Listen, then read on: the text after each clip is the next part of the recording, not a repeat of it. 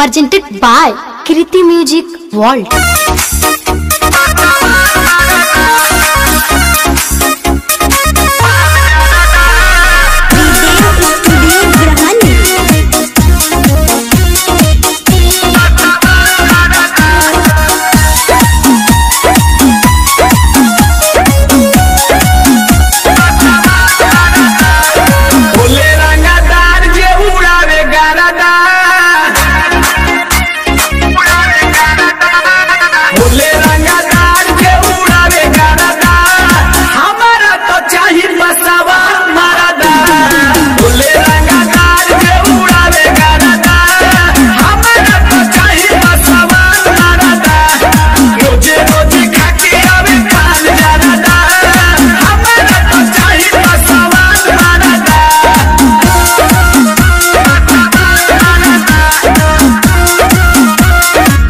सुन रहे हैं Kriti music world mix by Manish Pyare.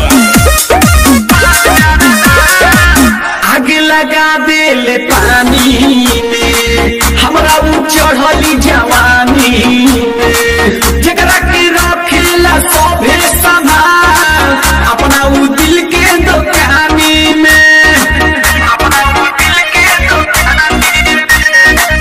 आग लगा दिल पानी में हमरा चढ़ली जवानी जकरा के रखेला सभे संभाल अपना उ दिल के दुकानी में नाच के नचनिया पकोरे खर्चा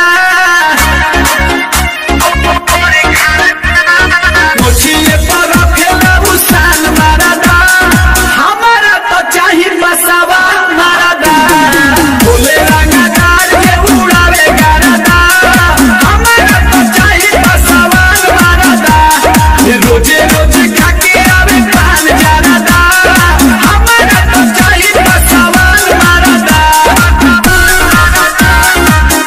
आप सुन रहे हैं कृति म्यूजिक वर्ल्ड।